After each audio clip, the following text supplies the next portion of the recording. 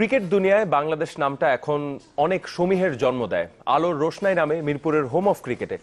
কিন্তু এই ক্রিকেটের শুরুটা হয়েছিল একটা ছোট্ট ঘরে, যেখানে মোমের আলোয় দেশের ক্রিকেটে এই আলোর ঝর্ণার ধারা এনে দেওয়ার স্বপ্ন দেখতেন মোজাফফর হোসেন পল্টুরা। আজ বাংলাদেশ ক্রিকেট কন্ট্রোল বোর্ডের প্রথম সাধারণ সম্পাদকের কথা বলতে চাই আমাদের নিয়মিত আয়োজনে। অফিস মানে একটা রুম ছিল, তা আমি হাইটে যায় বাংলাদেশ বিমান অফিসে গেলাম। হ্যাঁ, এমনই অবস্থা ছিল শুরুর দিনের বাংলাদেশের ক্রিকেটে।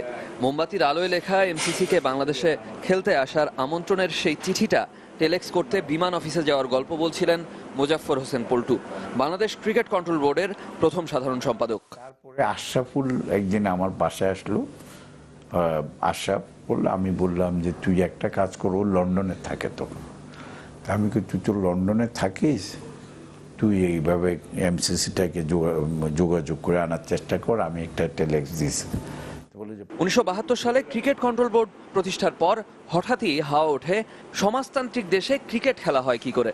সাথে ক্রিকেটীয় সরঞ্জামের ওপর ধার্য করা হয় 130% কর। সেই প্রতিকূলতাকে পেরিয়ে বাংলাদেশে ক্রিকেট চালু তো বটেই, 1974-75 মৌসুমে জাতীয় চ্যাম্পিয়নশিপেরও আয়োজন করে ফেললেন মোজাফফর হোসেনরা। তখন একদল লোক বলা আরম্ভ করলো, সমাজতান্ত্রিক দেশে ক্রিকেটের কোনো প্রয়োজন নেই, এবং ছেলেপেলেরা ব্যাট ট্যাট নিয়ে প্রেস ক্লাবের সামনে মানববন্ধন করতে আরম্ভ করলো, ব্যাট পড়াইতে আরম্ভ করলো। বঙ্গবন্ধুর কাছে আমি গেলাম, যাওয়ার পরে আমি এই কথাগুলি বললাম যে 1975-এর 15 আগস্ট অবধি ক্রিকেট বোর্ডের সাধারণ সম্পাদকের দায়িত্বে ছিলেন মোজাফফর হোসেন। তবে বিভিন্ন ক্লাবের সাথে আজও জড়িয়ে ভালোবাসার দৃঢ় বন্ধনে। শুরুটা হয়েছিল 1958 সালে শান্তিনগর ক্লাবের সাধারণ সম্পাদক হিসেবে। এখনো ওয়ারি ক্লাবের সাথে আছি।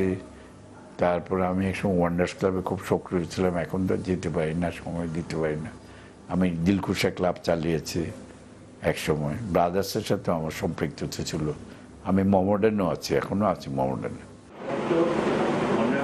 মোজাফফর হোসেন বাংলাদেশের ক্রীড়া সংগঠক পরিসরে সর্বজন শ্রদ্ধেয় এক নাম।